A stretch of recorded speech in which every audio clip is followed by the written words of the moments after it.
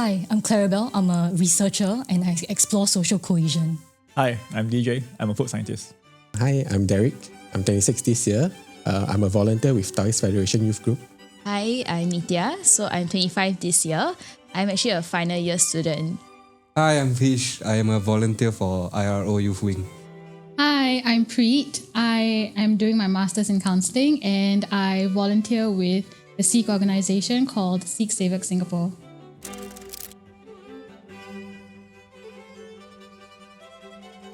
Question 1. On a scale of 1 to 10, how will you rate Singapore today and why?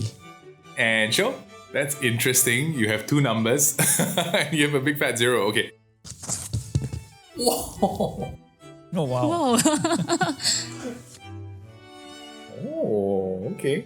I think only 1% of Singaporeans know the existence of IRO or Harmony Circle. So what you're saying is that even though you might see multiculturalism around, you're saying 0 because you don't truly know unless you volunteer and participate. Yes, I think when you say the word interfaith, interreligious, they don't like vibe, no interest. You are required to take part in activities organized by Harmony Circle or IRO even in order to know about the existence of these things. I think multiculturalism is practiced on a day-to-day basis, but I think there are some gaps that we can plug.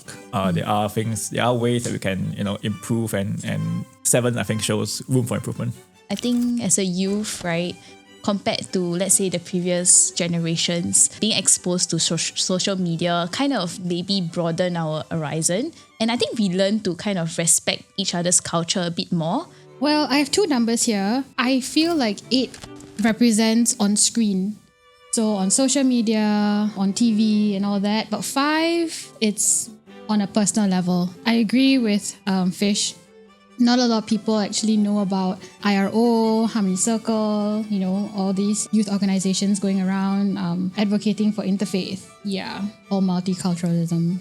From primary schools, when the teachers actually shares the different festivals that we have in Singapore, and Racial Days, we actually dress up in our costumes to attend events. When we start early, start young, to us is very important things to actually have it in Singapore. I picked 7 because I think that's to kind of remind us not to be complacent and to keep working towards the ideal. Yeah, that makes sense. Yeah.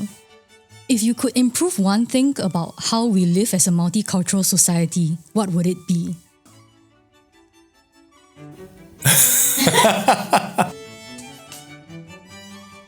We should give way to all the religions. Right? Whoever want to practice what they want to practice, right?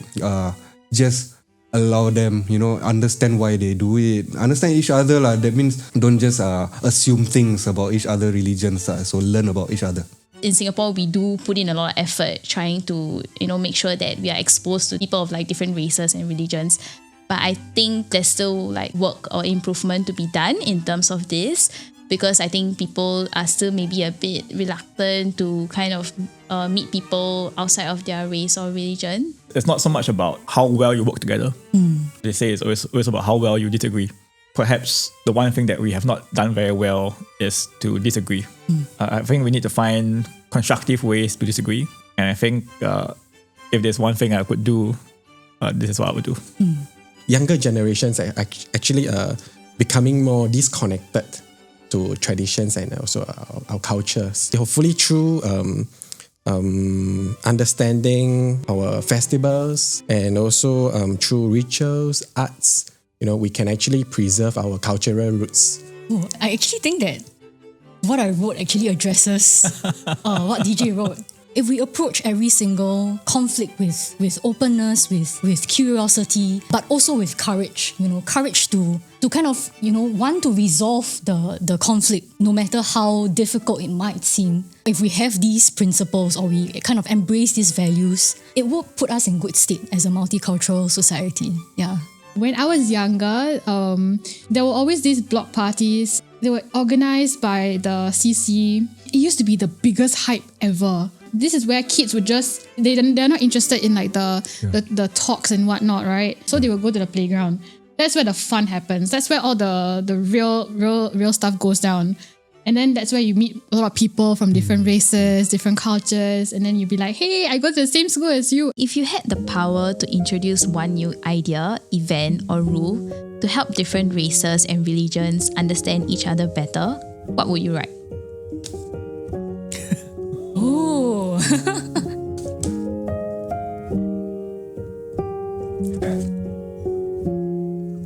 You can tell that I really love block parties.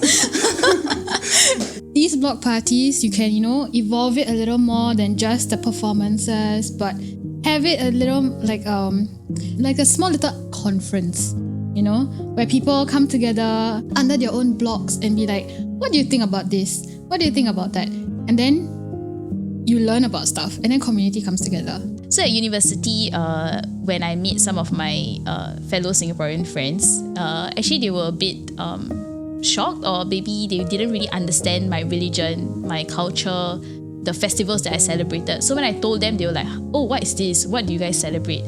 And I think maybe what can be done is definitely to include more like cultural immersion, like initiatives across all schools. I think it should be standardized also. And I think my last point would definitely be more intergenerational, like cultural immersion.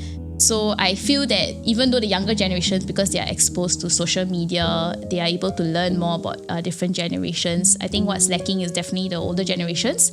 I do still feel that more can be done. In my particular age group, the 20s, 30s, some of us are chronically online. When you're interacting with people online, there is oftentimes a lot of room for misunderstanding. Perhaps that might de-escalate some of the difficult or negative emotions that we have when encountering each other or one another online. Okay, basically we start from young. Really, I really believe strongly to promote block parties also, kids, kids need to understand each other from young, especially religion, make it a law, like part of the syllabus. The one thing that you learn in marriage counselling or couples counselling is how to work together as a unit, as a team. And I think that's something that doesn't always come naturally to folks. If we are able to start learning these things from early age, I think that helps not just for us to interact with other people, but also introspect with ourselves and recognize how some of this can manifest, sometimes in healthy and sometimes less healthy ways. I think for me, I see these sorts of conversations as opportunities for reflection.